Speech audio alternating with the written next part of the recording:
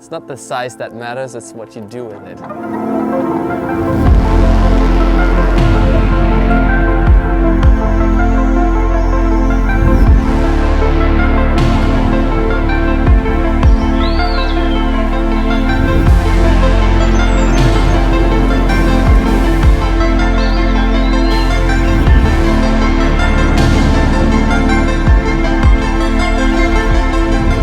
These days you can not only shoot with the tiny phone, very cinematic things, but also with the new tiny drone. This is the DJI Mini 3, just announced. It's the successor of the Mini 2 entry-level drone from DJI. It's a smaller brother of the Mini 3 Pro, and it's a perfect drone to go and take on a hike with you, or if you're new to this drone game and want to just get some really sick aerial shots. And we're gonna try it out, see if it's any good. It has actually some features that my Mavic 3 doesn't have, so let's jump into this. We're here in Coachella Valley, so let's go on a hike and talk about this little drone.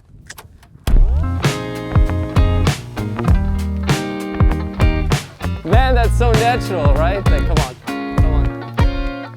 All right, so before we talk about the image quality, which is usually what I talk about on my channel, let's cover a couple of the specs and let you know what makes this drone different from the Mini 2 and the Mini 3 Pro. And first and foremost, it's its size and its weight. Now, this one is 249 grams. And why is this important? Well, first of all, it's light. You can just throw it in your pocket and don't really bother. You don't barely feel it if you're used to other big drones.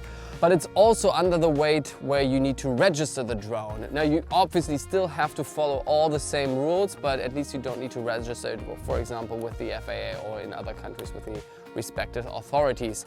And its size, it's like basically the size of an iPhone 14 Pro Max as we've just seen, and you can just put it here in the pocket and carry it around, right? Like, it comes here with this little bag if you get it, and it's very easy to carry about. It doesn't hook up in your pocket like this. Oh, a natural bench right there. Very beautiful. They sometimes occur in nature like that.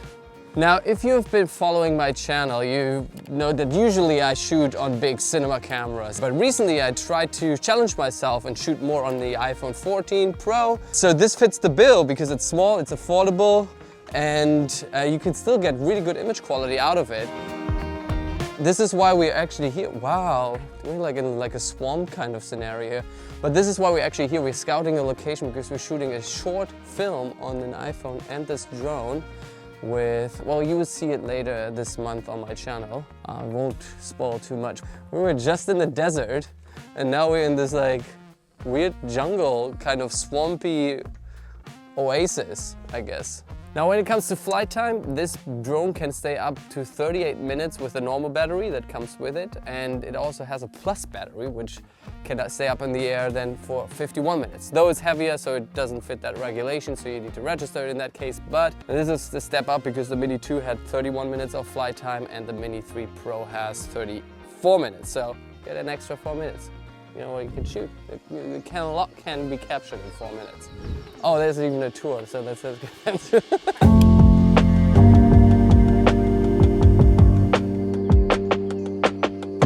No one's there. I'm looking for Logan. Have you seen Logan? No? Okay. But the biggest difference between the Mini 3 and the Mini 3 Pro is that the Mini 3 Pro has actually front sensors and I think also back sensors. This one only has the downward sensor. So if you are very new and you want to have that extra layer of safety by avoiding to hit anything in front of it through the obstacle avoidance, you may want to get the Pro. But honestly, I grew up in the age where drones didn't have all these sensors and I've never really crashed a drone unless you count the one in the volcano. YouTuber and drone operator Joey Helms lost his brand new... Something right out of National Geographic. You can certainly safely fly these things also without the sensors. And then also the other difference between the Pro and the non-Pro, the 3 here, is that the Pro has the O3 image transmission and this one has the O2 image transmission, which allows you still to go up to 10 kilometers far in a non-obstructive way. So generally speaking, it's really, really good still, but there's certainly like a little bit of a difference because the 3 Pro can go up to 12 kilometers. So not a big, oh, no access at any time, so.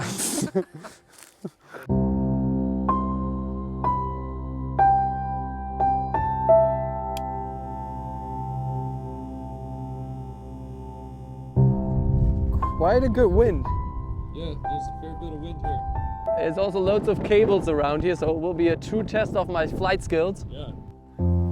Whoa, sliding start. One of the new improvements, that what I was referring to when I said like my Mavic doesn't have that, is that the angle of the gimbal, and look at this, the angle of the gimbal can actually go all the way up. So I'm tilting it up now. And what it allows it to do is you can actually go into stronger winds and you still have your camera front facing rather than tilting down, which happens sometimes. So let's get some baller sunset shots and then talk about the camera.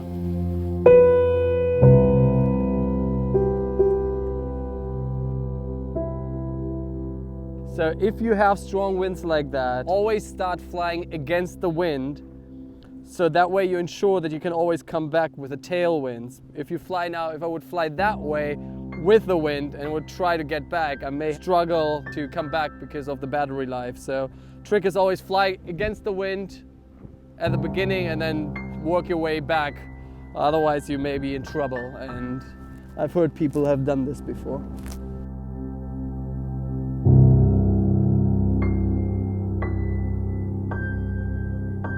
I found it!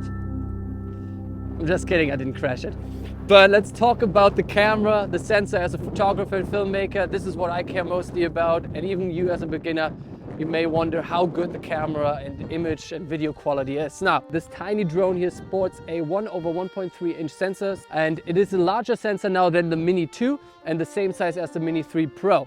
Now the lens here is a 24mm equivalent with a 1.7 locked aperture. This low aperture and the dual, oh geez.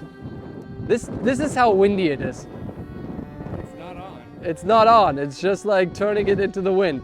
But this low aperture and the new dual native ISO makes it a really good camera for low light conditions. Additionally, it uses this, Jesus Christ, it's like you're gonna chop off my face with this. Additionally, it's using this dual native ISO to generate a HDR image. Now it's using basically the lower gain ISO to capture the bright areas of the image and the low gain ISO for darker image areas, and then combines it immediately create this HDR image. Now on the photo sides you can shoot 12 megapixel JPEG and RAW. This is a lower pixel count than the Mini 3 Pro, which has 48 megapixels, but since it's the same sensor size, your pixels are actually larger, 2.4 micrometers actually to be precise.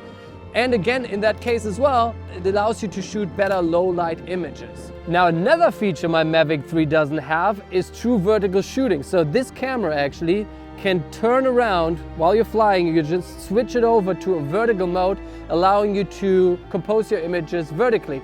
Especially if you upload it to YouTube Shorts or to your Instagram Reel or even Instagram photos. It allows you to compose your photos now vertically, because in some certain circumstances actually vertical compositions are way more interesting and allow you to capture certain subjects in a more immersive way.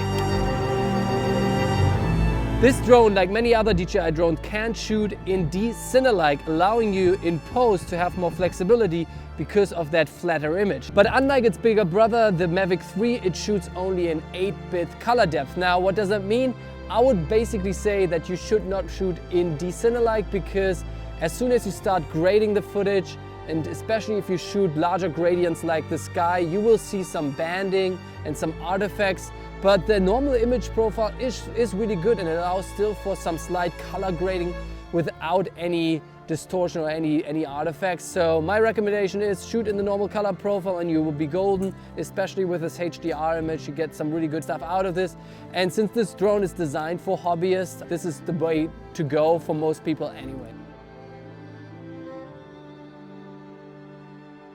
Alright, now we're back from Southern California and in my studio, and since this drone here is advertised as an affordable entry-level drone, we have to talk about pricing. And the drone itself, if you get it with a battery, is $559, but that doesn't come with an RC. If you want to get a bundle with the DJI RC, that's the one with this monitor, which I really dig honestly. I've always used one without a monitor and always put it on my phone. This DJI RC N1 that still works with it is always cumbersome. So like flying it with this monitor, actually really convenient.